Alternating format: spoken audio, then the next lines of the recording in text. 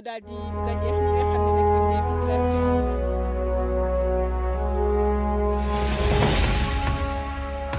dëkk yooyu ñu doon wax dëkk ñi am feebaru leer. nga jóge woon dëkk Jandeer dëkk bu ñuy wax Thiaye foofu laa jóge woon ñëw fii. En 1976, l'État du Sénégal avait décidé d'isoler les personnes qui étaient affectées par la lèpre pour couper court à la transmission de la maladie. C'est ainsi que le Sénégal avait adopté la loi 7603 du 25 mars 1976, créant ainsi des villages de statut de reclassement social. Dans ces villages étaient installés des malades mutilés ou même guéris, à l'image des villages de Fadiga, de Sowan, de Tébi, de Djibilor, de Kotal, de Maling, de Djambo ou de Touba Pekouk. En février 2021, l'ancien président Macky Sall, lors d'un conseil des ministres, a pris la décision de supprimer le statut de reclassement social des villages qui hébergeaient les personnes malades de la lèpre. Semaine bi ñu génn dama ne gouvernement bi dëkk yooyu ñu doon wax dëkk ñi am feebaru lèpre. région boo dem am na dëkkam ci 1966 lañ ko defoon. faj nañu leen waaye ba tey seeni doom seeni njaboot boo ne dëkk nangam laa fii laa dëkk ku ne di la xool. Mais ce n'est que le 5 juin 2023 que les députés de l'Assemblée nationale ont adopté la loi d'abrogation 7603 du 25 mars 1976.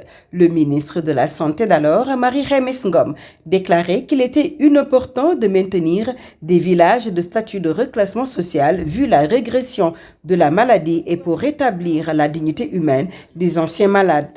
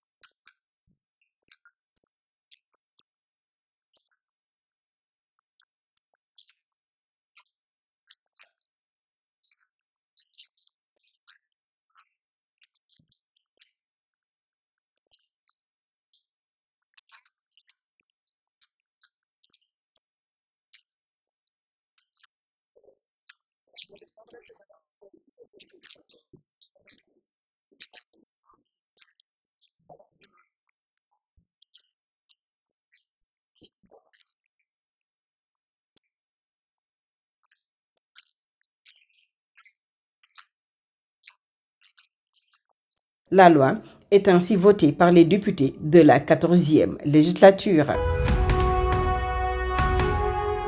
Un an après ce vote de la loi, qu'est devenu Touba Pekouk, qu'est-ce qui a changé entre-temps pour les anciens malades de la lèpre? Quel accompagnement après cette abrogation de la loi qui fait désormais de Touba Pekouk un ancien village de reclassement social? Alors, cap sur Touba Pekouk dans la région de Thiès, commune de Fandène, à 80 km de Dakar.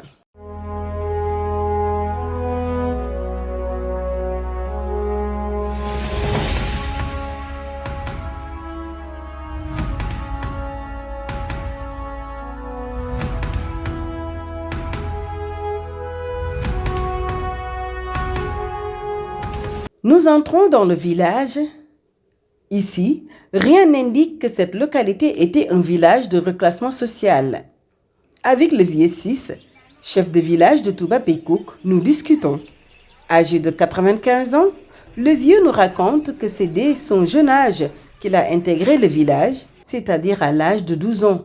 14 lañu ko créé jamonoy tubaab bi ñoo jël ab kilomètre carré tabax foofu la dëkk bi yemoon di juróom-ñaari bâtiment booba jamono mooy jamonoy colonialiste boo feebaree ba nga dëkk ba tey bokk ñi meetuñu la day dem ci chef de canton mu bindal la këyit ñu andi la fii ci hôpital bi tubaab yi yor nu ndax man maa ngi fi ñëw 46 laa fi ñëw booba dëkk baa ngi am foofu sa pénc ma rek. Dans le village, les anciens malades, on les croise par compte-gouttes.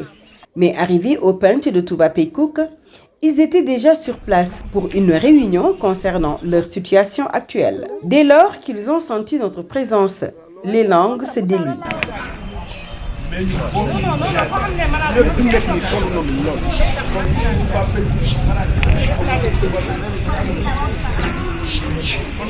Ces personnes, toutes des malades guéris, ont quitté des endroits différents, des réalités différentes, pour se retrouver à Touba Pekouk.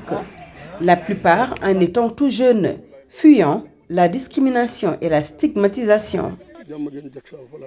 feebar génn fa ñëw fii Touba Pekouk maa ngi fi ñëw 86 ñëwin bi dama nekk Dakar dama doon lang si peer yi lang ba yàlla def man feebar mënatuma lang ma ñëw fii Touba Pekouk. maa ngi jóge woon dëkk Jandeer dëkk bu ñu wax Caay foofu laa jóge woon ñëw fii.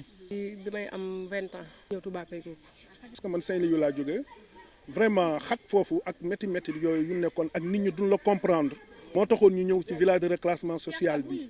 En effet, à Touba Pekouk, ils y ont construit leur vie, reconstruit leur dignité dans une atmosphère de paix, loin du jugement, de la discrimination ou même de la marginalisation. ndax jamono boobu metti woon na ba bu duggee ci oto sax problème la woon dañu daan daw di nu moytu même boo nekkee Dakar di yelwaan da la daan ramasse yooyu moo condition yooyu la ne. bay ñëw fii nag faju naa ba wér waaw faju naa ba wér bi ma ñëwee fii yàlla dimbali ma am fi kër takk fi soxna am fi ak njaboot léegi daal maa ngi ci sama jàmm ak sama salaam.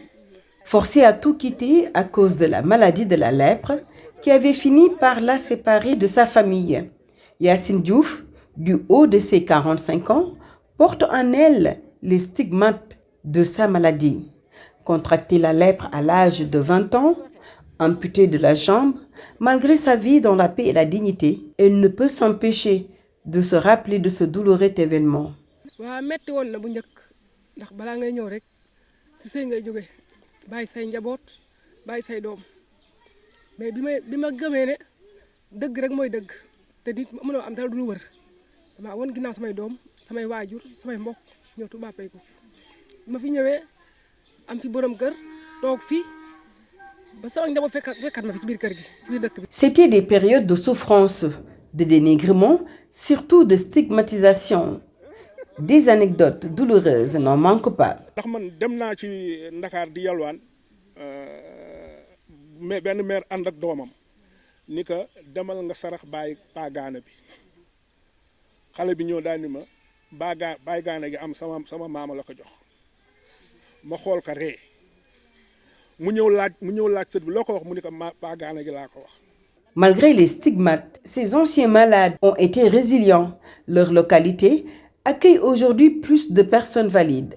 Selon les statistiques de l'ANSD de 2013, l'Agence nationale de la statistique et de la démographie du Sénégal, le village de Touba Pekouk avait une population de 2155 personnes, dont 1080 hommes et 1075 femmes, avec 225 concessions et 241 mélanges.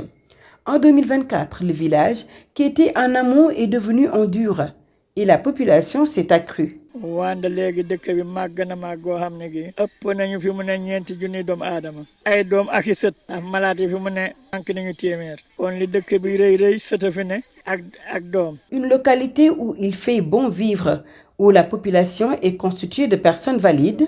Malgré la pathologie, ils ont eu des progénitures bien portantes. parce que li mu ne ci dëkk bi di ay malade matul sax juróom-ñett fukki nit mbaa juróom-ñaar fukki nit ñi ñëpp ay wéré kër goo dugg benn malade nga fekk ña nga fekk ñëpp ñu validé lañ. man am naa juróomi bant yoo xam ne ci avant feebar bi laa ko am ñenn ci biir feebar bi la ñenn ñi avant feebar bi la kenn amu ko si mais bi ma ñëwee fii tamit am naa fi borom kër ba am fi beneen doom te kenn amu ci feebar bi ma ñëwee nag di fekk naa fi samay morom ñu yaatal ma dëkkal ma. Étant classés comme village de reclassement social, ses habitants étaient victimes de plusieurs préjudices. Une année s'est passée depuis la suppression de la loi sur le statut de reclassement social, mais les anciens malades de la lèpre sont sur le qui-vive. nag ñoo xam ne ñu wax dëgg yàlla jox na leen njaboot goo xam ne gi seen dara manqué wul wante am na si ñoo xam ne ñii de suñu lekkee dañoo yelwaan. jafe-jafe yi metti na loolu benn wàllu santé surtout benn wàllu éducation pour suñuy doom. nekk nii dispensaire baa ngi nii amul garab bu nu fajoo ku fi feebar boo amul xaalis yaa xam nooy def mais da ngay fay. Dans le cadre de ce statut spécial, il bénéficie de certains avantages, surtout sur le plan sanitaire. Une fois la loi votée, c'est l'oubli total et le sevrage a été brutal pour ces personnes. te dans l'époque amoon nañu benn fondation suisse bi nga xam ni moo nu daan jëndal suñuy garab yi yëpp da ngay ñëw faj gratuit dem sa yoon. waaw li ñu digoon joxuñ ñu ko amatuñu ndimbal ay rafetaillement amatuñu ndimbal ci suñuy njàngu doom amatuñu ndimbal ci suñu faju kon métti na ci ñun trop. fàtte nañu ne complète. léegi ñun ñi nga xam ne ñu ci daan bénéfice amatuñ luñ ci bénéfice léegi li ñu bëgg mooy état jàppale ñu. Des autorités étatiques avaient déjà fait des promesses de rétablir le préjudice subi bien avant le vote de la loi. bi fi Samba Ndiobé Ka ñëwee wax nañu ñun malade yi lu leer nañ lu mel ni midi nee nañu ñun malade yi nga xam ne ñoo fi ne comme dëkk bi dañ ko dindi dinañu jox suñu dommage intérêt. L'ancien ministre du Développement communautaire, de l'équité sociale et territoriale annonçait que la démarche s'inscrivait dans la dynamique du processus d'accompagnement des populations pour leur résilience face à cette situation de marginalité en les dotant d'équipements sociaux de base adéquats. Les anciens malades semblent aujourd'hui être oubliés. Tout semble être en suspens.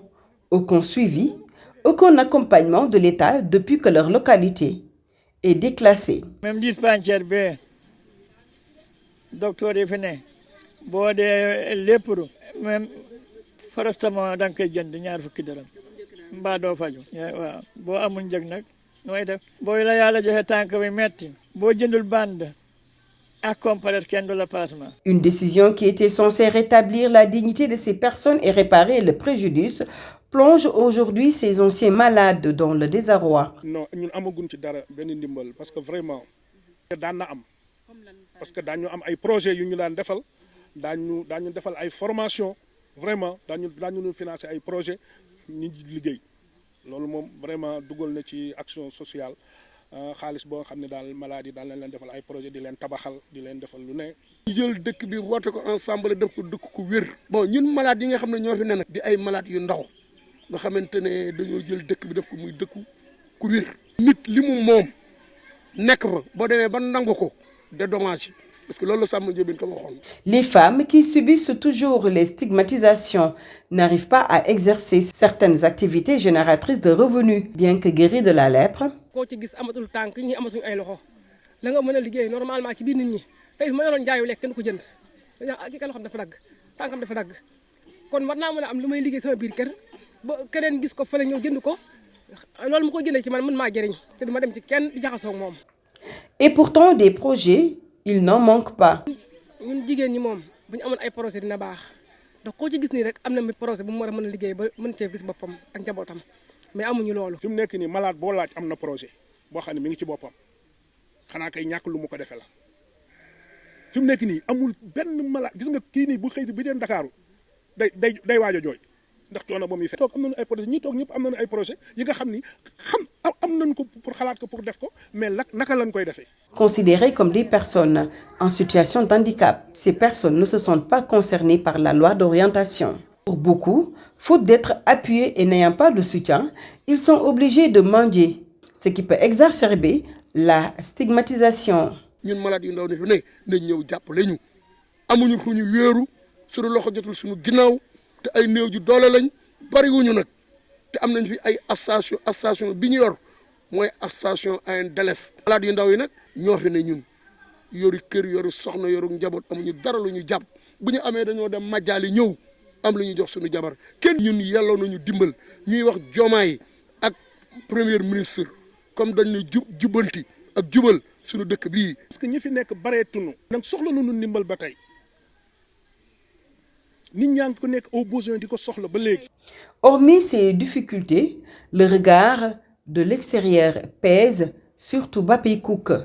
Pour beaucoup de Sénégalais, c'est un village où vivent des malades de la lèpre, ce que les membres de cette association réfutent.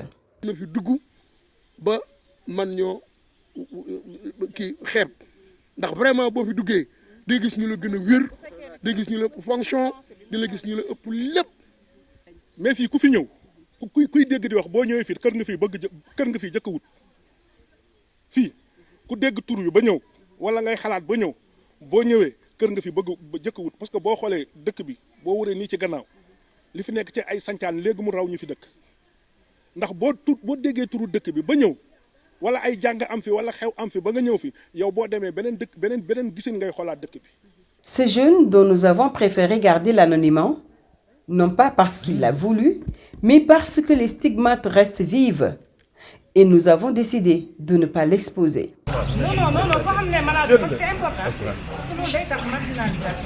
Lui, dont le père est un ancien malade, peut témoigner combien les stigmates ont pesé, même sur la progéniture qui vit sans la maladie et qui grandit sans la maladie. ñun fi lañ juddoo fi lañ màggee suñu papa ak suñu yaay feer bi dal leen ñu màgg seen kanam. yenn saa yi par exemple suñu yaay dem marché ndax nit doomu aadama dafa matadi yenn saa yi di nga wax baat boo xamante ni bii balaa fa passé am na benn ci membre fii ku doon wax dafa dem marché am ku muy xulool ko day wax ba ne ko nga mel ne gaana mu ne tàpp ma teg moom ba mujj dem ak moom police bu ñu demee police dana ko yow moom doo wax daa ko dugal ci biir giri bi. ngir mu noo keneen ki tudd baatu gaana bi pour wane ma discrimination bi métti woon métti goo xamante ni bii moom kéemaan la. nag comme suñu borom dogal ñun ñuy génn di affronter monde bi di xamante ak tamit suñu xalaat fu ñu toog ngay wax loo xamante ni xañ na du noonu wala ngay xool bët boo xam du noonu dañuy indi la raison xamal la ne ñoo jàpp da ngaa xamut ndax feebar bi kenn tegu ko kenn yàlla mooy tegee nattu teel ko nattu. kon nangu boobu natt boobu ñu nangu ko ak fierté moo tax maam duñ ci daw. Et oui, la preuve ici, la cohabitation avec les anciens malades est sans gêne. lépp ngi fi am na cadre gi fi ne ay cadre façon autorité boo gis fonctionnaire boo gis tey mu ngi ci dëkk bi am fi kër am fi jabar am fi ay doom ba ci ay préfet yoo xam dañuy jóge fa ñu dëkk ñëw fi jënd fi ay kër tabax fi indi fi seenu njaboot. kon problème boobu xëy na ñun amuñu ko ñun au niveau de suñu biir ñun amuñu problème boobu parce que ñun dañuy dem ay xew dañuy dem lente lu xew ñu dem nangam ñu amuñu boobu problème mais que problème bi kay mooy xëy na ailleurs mais ñun fii ñun amuñu boobu problème. waaw alhamdulilahi rabbil alamin foofu parce que alhamdulilah am na ñi nga xam ne vraiment ci ñi nga xam ne ñoom vraiment xale yaa ngi fii seen i njaboot macha allah ñoo ngi liggéey dem di ñëw macha allah. am na si nag ñi nga xam ne tamit yàlla mayagu leen njaboot gi nga xam ne mën nañoo taxaw ba jàppale leen mais côté boobu moom macha allah. Ici à Touba Pekouk, cette couche minoritaire ne souhaite qu'être accompagnée. waaw état moom li ñu mën a defal rek mooy mu defal ñu santé li jël ci ñu santé ba nu am ay médicaments yu doy mu defal ñu ay projet yi nga xam ne daanu mën a toog suñu biir kër mën a liggéey. su loolu amee mu defal ñu ay construction yi nga xam ne ñi nga xam ne amuñu fu nu dëkk ñu defal leen ay maanaam construction yi nga xam ne daanu mën a am jàpp ne fu nu dëkk parce que lii moom la ñu waxoon ci loi orientation bi Samba Ndiobène Ka bi mu ñëwee lii la fi waxoon te def ne woon bu demee dina ko àggal président. ci nguuru Macky Sall doomi malade dañu bénéficié wu ci ay bourses d'études man ci laa am. boobu ci laay jàngee loolu itam bi Macky bëgg a jeex ci la loolu jeex loolu moom malade bi ñu ko mën a jàppale ci formation. ñu jàppale ko fexe itam doomu malade bi bu jàngee ba pare te amul insertion ñu fexe nu ñu ko jàppalee ba mu dugg fonction publique di liggéey di mën di jàppale ay waajuram. may ñaan autorité yi day moo de di am ndimbal ñu jàppale ko Touba Pekouk ndax manque ay bari na lool te lépp limal nañu la ku si am sam ndimbal boo ma ko indilee ma jox ko malade. Et pourtant, c'est un luxe de vivre dans ce lieu où on respire de l'air pur, où la verdure fait partie du décor, où de grands intellectuels et de grands cadres y habitent. À Touba Pekouk, la réalité est loin de ses préjugés. loolu amoon na parce que loo xamul faa nga daw ko te fer bi demee na noo xamante ni bii moom boo fu juddowul dundoo ko moo na koo xam. man bi may jàng nekk naa classe. am na tur bi sax xaw ma ko woon ñu muy wax ba tudd benn bu nga mel ni Baye Dame Gaana ab kon ci laa doon xam ne kon ndeke feebar bi moom am na fu mu toll bënd su bëgg wax lu bon wala mu bëgg a xaste loolu lay utiliser waaye alhamdulilah ñi nga xam ne fi lañ juddoo ñëpp dañoo am fierté bi du nëbbutuwuñu ni fi lañ dëkk dañ ci am fierté bu baax a baax a baax a baax ndax yàlla moo tegee nattu moo nu ko teg waaye nag ku ñu mën dajal dañ la xamal ne la tubaab ko fii la toll ña fa nekk ay jàmbaar lañ ay goroñ ay nangoo liggéey lañ ñoo fa leen. Depuis plusieurs années, Touba Pekouk est devenu un village moderne où vivent des personnes dignes et résilientes. Parmi elles, moins de 100 personnes vivant avec les séquelles de la maladie et qui sont considérées comme d'anciens malades ou de jeunes malades. Ces personnes, qui font partie intégrante de la société, souhaitent être traitées comme telles. Leur handicap n'est pas un frein pour eux de pouvoir s'émanciper.